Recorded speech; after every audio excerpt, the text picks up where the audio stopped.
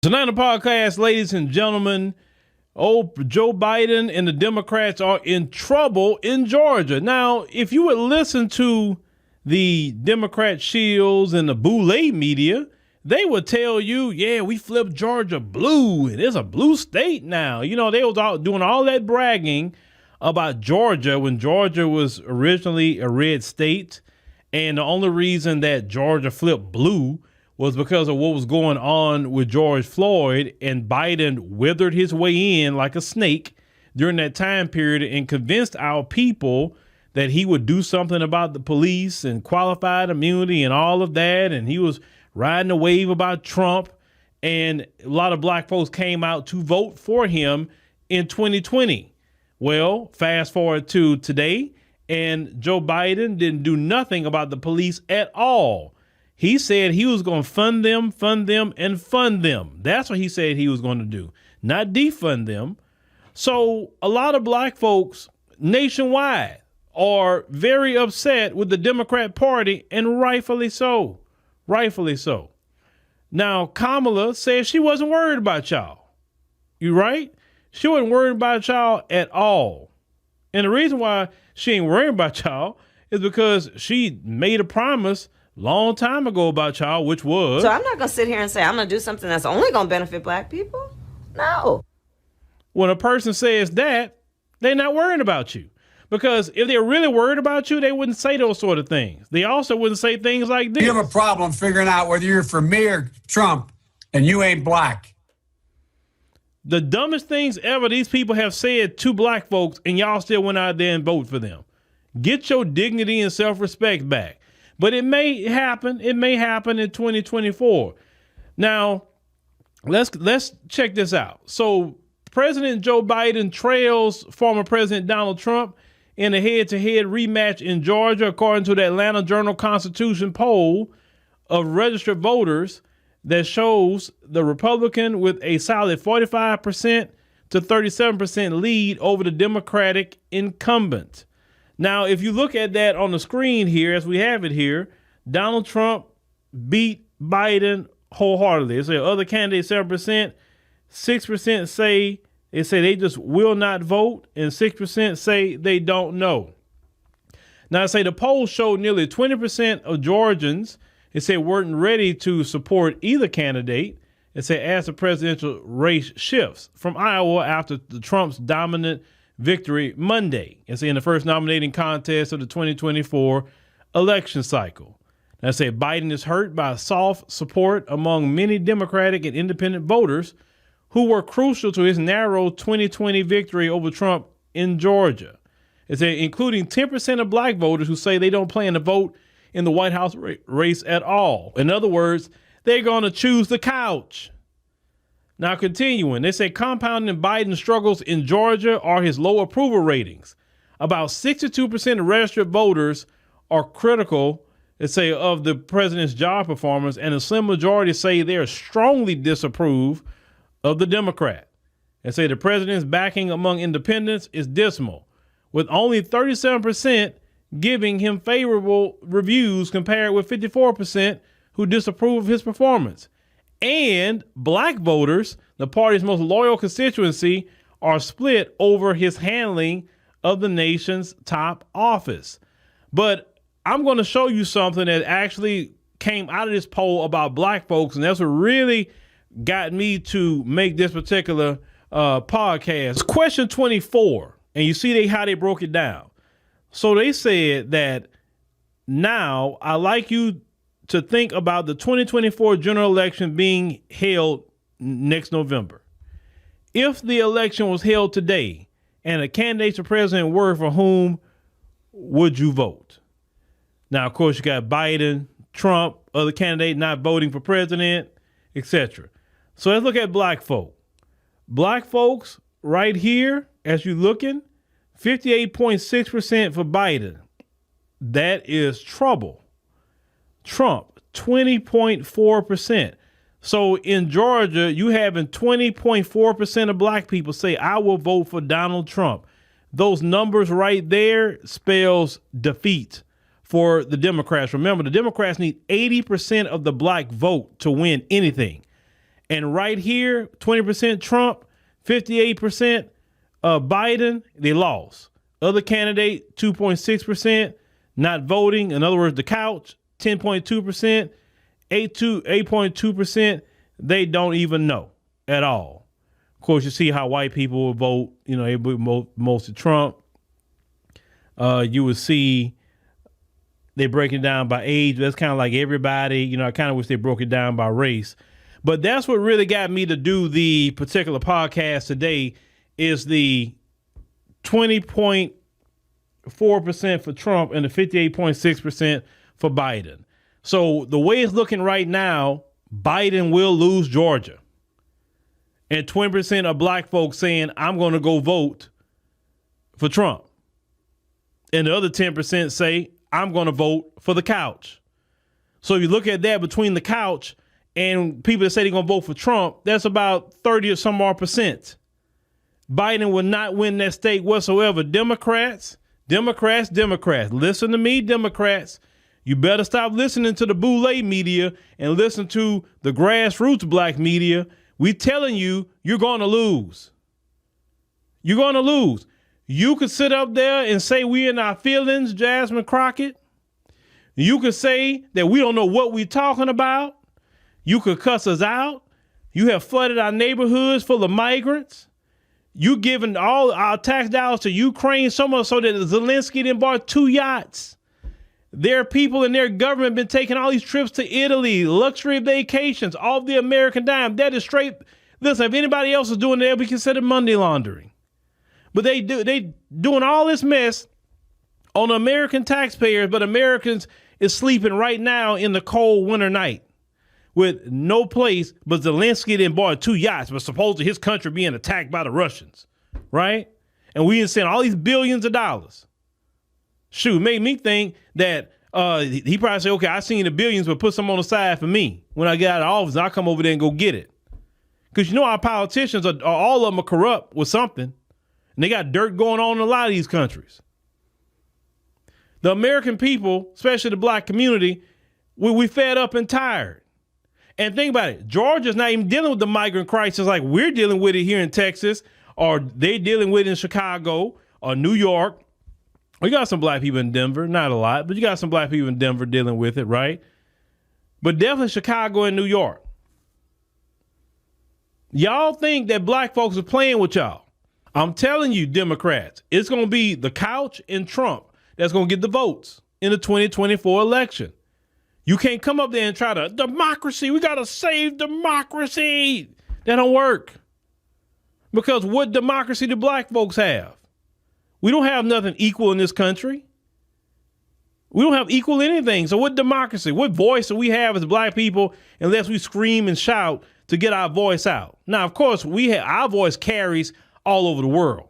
And that's why all these different groups want us to be saying something. On top of that, ladies and gentlemen, there's another reason black folks are tired of y'all. You Democrats and your pandering, y'all can't even get a new speech.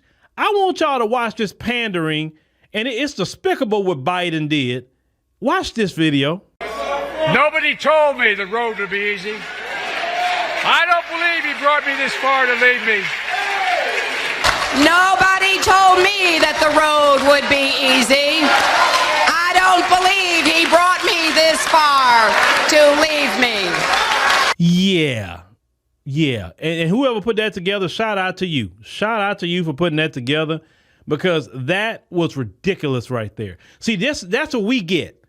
Recycled speeches at a church house. This is why people are not voting for y'all. This is why people voting for the couch, or they'll vote for Trump. Either or. Because we sick and tired of the pandering. We need freaking resources. Once again, y'all kept going. Y'all went up there and you first got in office, gave the Asian community a hate crime bill. But the people that deserve a hate crime bill, because they got 400 some odd years of proof of why they need a hate crime bill, not 1 year, 400 some odd years. And you don't do nothing for the black American community. Nothing. You take resources from the black American community, you flood our community full of migrants, and I'm so glad that our brothers and sisters in Chicago and said, you're not going to turn this city into Los Angeles, California. Los Angeles, California is the case study for Black America to show what happens if you sit there, be quiet, and go along with that and don't say nothing. You'll be run out of your city. They'll get the numbers up over you. They'll get hostile and be attacking you. And it's sad sometimes how I see black folks respond over there in L.A. They got to kind of cower to them a little bit because they so outnumbered. But see, the only reason they got outnumbered is because they was on that, well, you know, they are minorities like us. But then when they got in there and they got their numbers up, they'll say, forget y'all. They didn't say, well, we all work together. We minorities. We run this city, you know, the black community, the Hispanic community. We're going to run this city in L.A. No, you start getting hostile toward black folk. Not hostile to the folks. Not hostile to the people that took their land from them and got their land in the situation it's in. Not those people. You hostile toward the black folk. So that's why I say, okay, we look at Los Angeles, California as a case study, and that's why black folks got to fight like hell in Chicago. Fight like hell in New York. Do not let those cities turn into Los Angeles. And that's what these Democrats want. Remember, California is a Democrat state, Democrat policies. Listen, homelessness is so bad in California that Gavin Newsom trying to come up with laws to remove them from public. That's how bad it is in California. They're horrible policies. Instead of trying to get a law to remove them out of public and shoot them away somewhere where nobody can see them, no, get some policies where then people can actually have a home, have a job, and do everything else. Listen, I could visit California, but you can pay me to stay there. No, I don't want to be in no state where them Democrats running like, no, Lord, no, I'm cool. I prefer to stay in the red state all day long. I'm really cool because the stuff that go on in a lot of these blue states, nope. I could visit, but I go my happy self right back to Texas. Or wherever I choose to be. It's definitely going to be a red state. You better believe that. But playing around with black folks, nobody else get pandered to like that. Nobody get those games. That's game playing. They think we're stupid. They think we're clowns. Oh, I'm going to go up here and just pander to these people. You know, Sheila Jackson Lee tried that. She tried to do all that. And she didn't win the election. See, Democrats, it's a new day. It's a new day.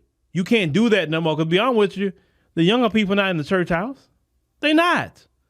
Because we see the pimps and all that, the pimping in the church house. We see that. That's why we don't waste our time there. T.D. Jakes and all that kind of crowd. No, we not wasting our time with that. We know the game. I don't know why y'all go in there and isn't that violating a 501c3? A 501c3 says you can't be engaged in politics. So how is it these Democrat politicians always up in a black church, but they say that churches are, exempt so they can't be involved with politics? I wonder if some of these churches need to be, looked at by the IRS about revoking their nonprofit status because they don't supposed to be promoting Democrats or no Republicans or nothing. No church supposed to be doing that if they're a 501c3. But the Democrats, they think we playing. They think that we gonna just get over it. They think we gonna fall back to the same habits. All that church going, Big Mama and all them. Big Mama and them not here no more like they used to be. So Big Mama can't lean on us about Democrat. Big Mama can't lean on us about our ancestors died. Big Mama not here. So since Big Mama not here, I don't know why y'all trying to go to the last of the people that's of that generation. They're not the ones you got to deal with. That generation just want to make sure, they retire in peace. They get their checks, all that. That's it. The young generation, what you're going to have to deal with, y'all so much in trouble, y'all can't even get young people to join the military. That's how much in trouble y'all are. And if y'all think y'all going to do a draft on them young people, whew, I want to see that. I want to see how that works because I already know how these young people are going to react. They ain't for it. They ain't for it. Trust me. Because they look at how y'all even treat the veterans in this country. We got veterans right now that fought for this country on the streets. There's no reason a veteran should be on the streets. A veteran should always have a home. Yes, I know they get VA loans, but you shouldn't give them a VA loan. You should give them a VA house. You fight for this country, doggone it, America should buy you a house. You risk your life for this country. Free, you know, and listen, the VA system is trash. You should just let them say, look, here's Medicare right here, free Medicare the rest of your life. Get rid of the VA system, free Medicare, go to your own private doctor, all on the government. That's what you should be doing for the veterans. No veteran of this country should be on the freaking streets. And you wonder why people don't want to join the military. They say the pay too low. But yeah, y'all got money for war, but you can't pay the soldiers? If you want people to go fight, make an incentive for them to go fight. Say, hey, man, I don't get broke off over here in the military. Like, people not going to be risking their life for pennies no more, man. You need, in that defense budget that you get, you need to go ahead on and raise the pay for the soldiers. For real, for real. But I know y'all already got an idea. All the military age men, that these migrants, y'all gonna come to them and say, hey, you come join the military, we give you citizenship, and y'all rather give them the low pay. But y'all see in the end what that's gonna happen. Them people not loyal to their homeland. Why would they be loyal to America? But we're gonna continue to look at this, ladies and gentlemen, because the Democrats think Black America's playing. They think we playing.